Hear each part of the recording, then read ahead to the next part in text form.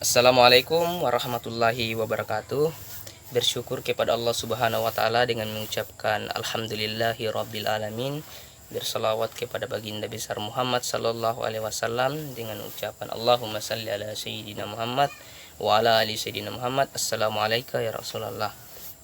Yang terhormat kepada Bapak Siono selaku pengampu pada mata kuliah ini.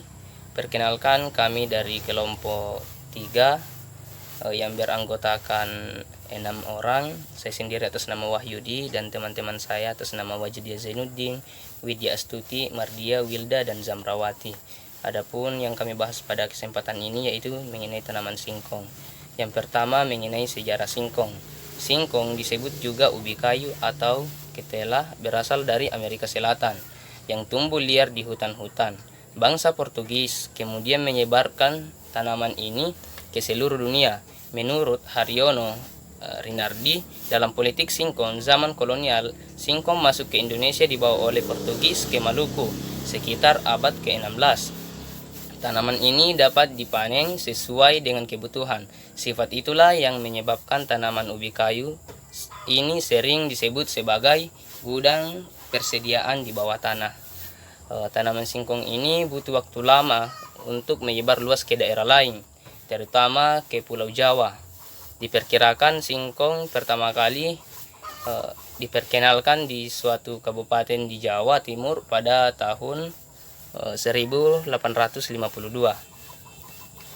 Selanjutnya mengenai sentra penanaman. Di Indonesia, sentra utama singkong berada di daerah Jawa Tengah dan Jawa Timur.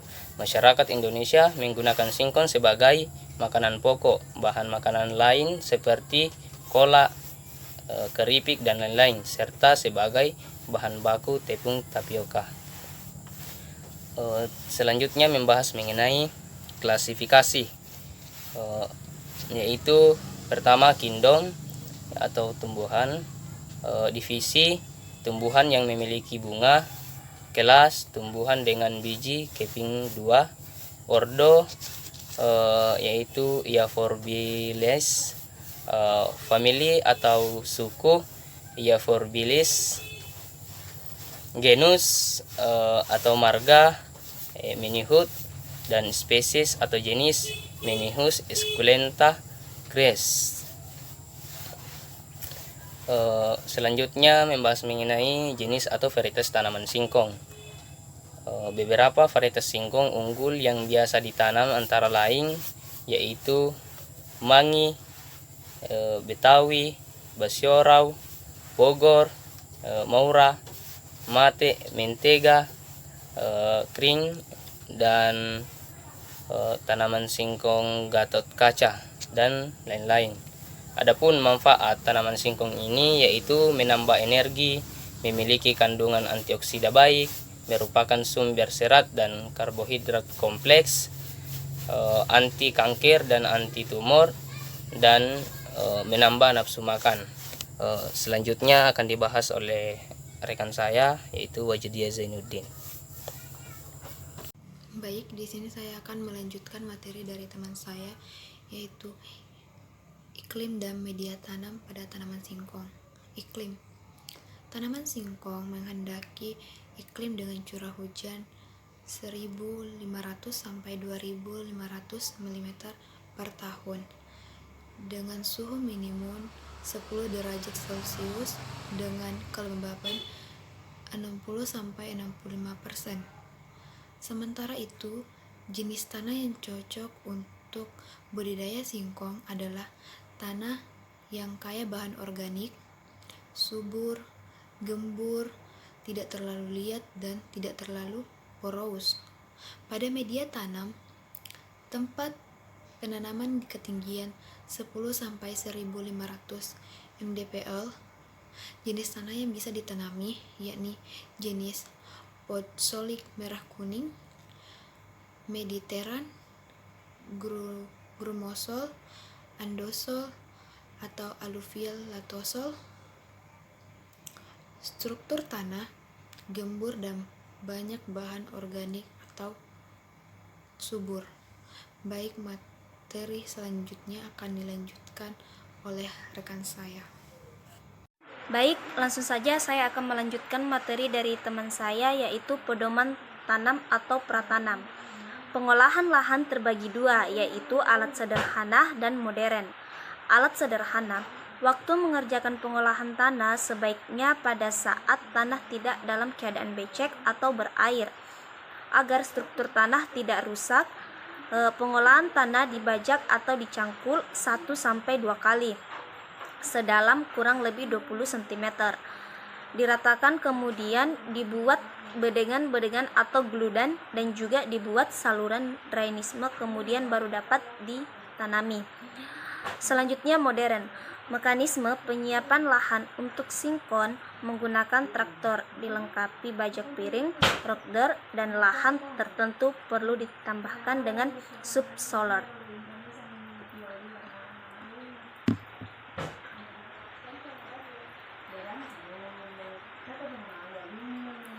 Kemudian pemilihan bibit atau benih. Umumnya, bibit sinkon didapatkan dari batang pohon yang sudah memasuki umur 7 hingga 8 bulan. Sebaiknya pilih batang utama yang tidak terlalu tua dan tidak terlalu muda. Setelah memilih batang yang baik, maka selanjutnya adalah memotongnya dengan panjang sekitar 20 cm dan dian sekitar 1,5 cm. Hal tersebut dilakukan untuk meningkatkan kualitas pertumbuhan singkong. Meningkatkan kualitas pertumbuhan singkong. Setelah itu, pencapan bibit tanaman singkong di lahan yang sudah dipersiapkan. Selanjutnya, penyiapan bibit. Penyiapan bibit setelah pohon meliputi hal-hal sebagai berikut. Yang pertama, bibit stek. Yang kedua, sebagian stek pilih batang bagian bawah sampai tengah. Yang ketiga, setelah stek terpilih, kemudian diikat masing-masing ikatan berjumlah antara 25 sampai 30 batang stek. Yang keempat, semua ikatan stek yang dibutuhkan kemudian diangkut ke lokasi penanaman. Selanjutnya, penyemaian atau pembibitan. Bibit yang baik untuk bertanam ketela pohon harus memenuhi syarat sebagai berikut.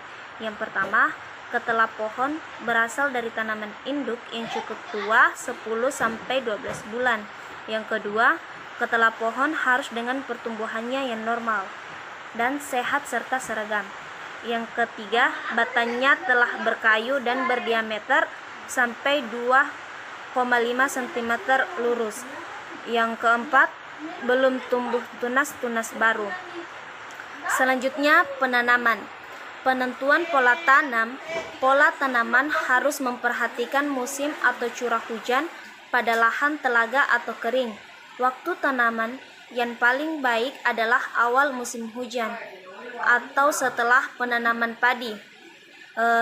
Jarak tanam yang umum digunakan pada pola monokultura ada beberapa alternatif, yaitu 100 x 100 cm, 100 x 60 cm, atau 100 x 40 cm bila pola tanam dengan sistem tumpan sari bisa dengan jarak tanam 150 x 100 cm atau 300 x 150 cm.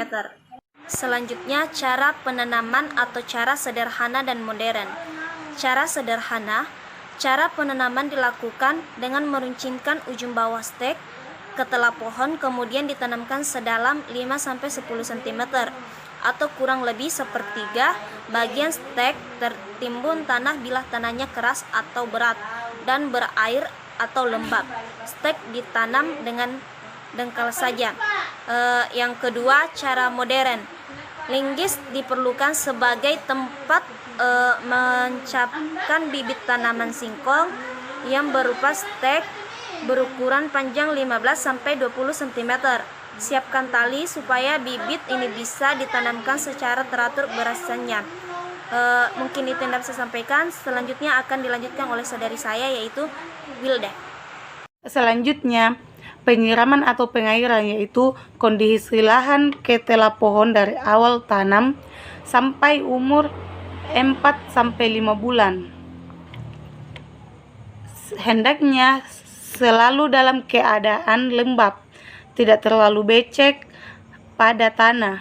yang kering perlu dilakukan penyiraman dan pengairan dari sumber air yang terdekat. Pengairan dilakukan pada saat musim kering dengan cara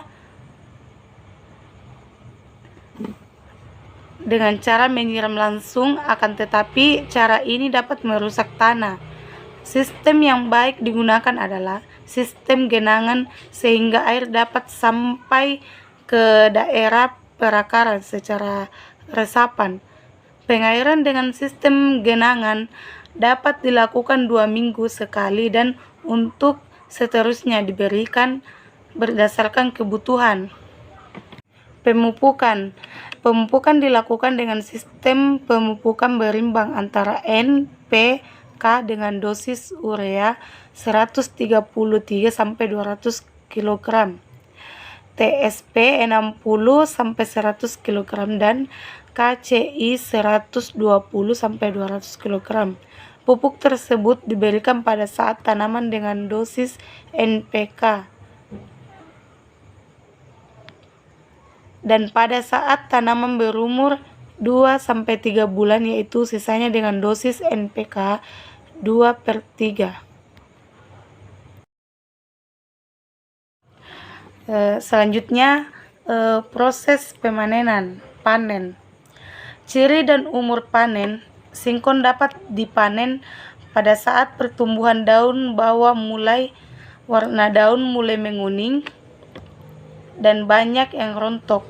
Umur panen tanaman singkong pohon telah mencapai 6-8 bulan untuk varietas genja dan 9-12 bulan untuk varietas dalam.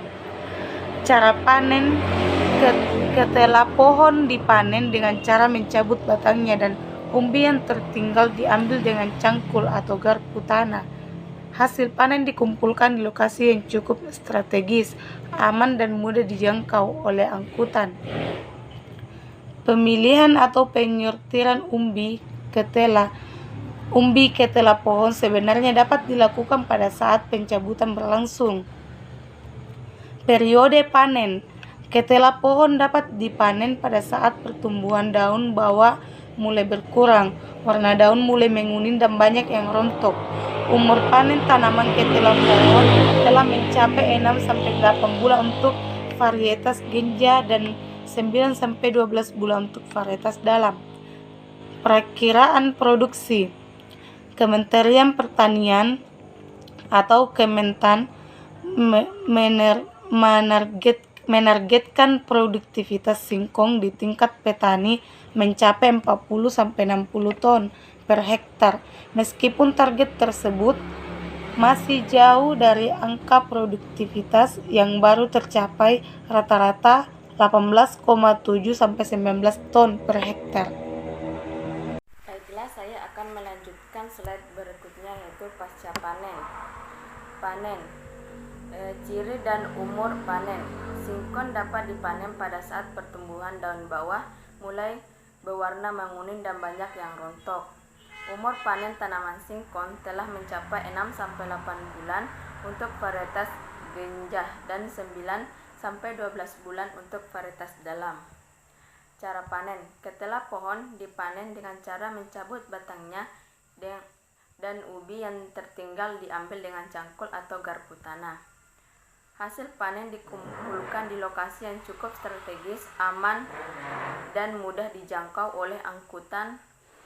Pemilihan atau penyortiran ubi ketela pohon sebenarnya dapat dilakukan pada saat pencabutan berlangsung. Periode panen. Ketela pohon dapat dipanen pada saat pertumbuhan daun bawah mulai berkurang, warna dan daun mulai menguning dan banyak yang rontok. Umur panen tanaman ketela pohon telah mencapai 6-8 bulan untuk varietas genja dan 9-12 bulan untuk varietas dalam. Perkiraan produksi. Kementerian Pertanian menargetkan produktivitas singkong di tingkat petani mencapai 4-60 per hektar.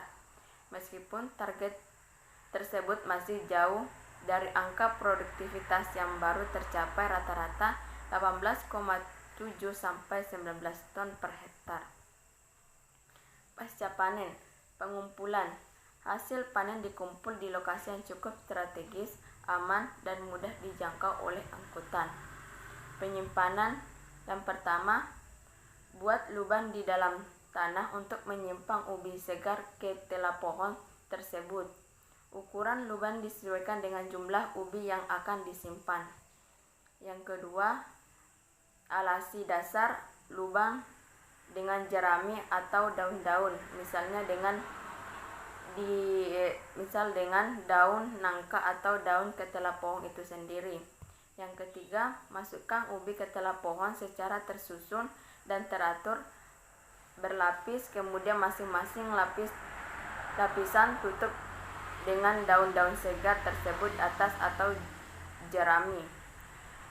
Terakhir, timbun lubang berisi ubi ketela pohon tersebut sampai lubang permukaan tertutup berbentuk cembung, dan sistem penyimpanan seperti ini cukup awet dan membuat ubi tetap segar seperti aslinya. Pengolahan sebagai produk bernilai ekonomi. Yang pertama, pemasakan daun singkong. Yang kedua, gorengan. Yang ketiga, tepung.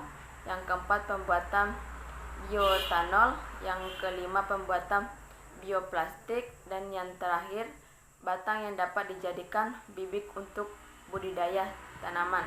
Selanjutnya akan dilanjutkan oleh teman kelompok saya, Saudari Mardiah. Baik, saya akan melanjutkan materi, yaitu tentang analisis tanam. Pertama, analisis usaha tani. Salah satu kriteria kelayakan usaha tani untuk usaha tani semusim atau jangka pendek adalah RC. Usaha tani dapat dikatakan layak untuk dikembangkan jika nilai RC lebih besar dari 1. Nah, nilai 2,7 juga menunjukkan bahwa hasil keuntungan yang didapat dari penjualan ubi kayu mencapai 279% dari modal yang dikeluarkan. Nilai RC yang lebih besar dari 1 menunjukkan bahwa usaha tani tersebut layak untuk dikembangkan. Namun, berdasarkan data tersebut dapat diketahui bahwa hipotesis kedua yang mengatakan bahwa usaha tani ubi kayu layak dikembangkan adalah sesuai dengan hasil yang diperoleh di daerah penelitian. Dengan demikian, hipotesis kedua diterima. Kedua, gambaran peluang agribisnis.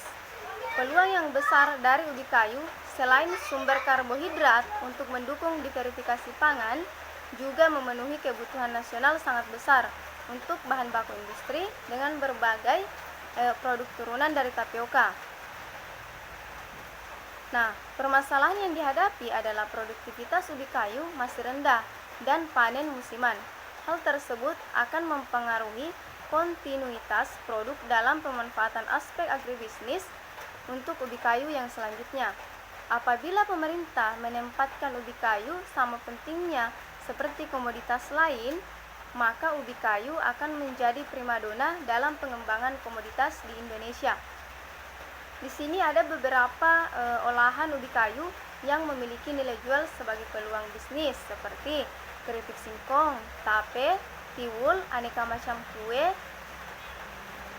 brownies, es krim, gatot, dan mokaf atau modifikasi cassava. Sekian dari kami, selanjutnya saya serahkan kepada moderator.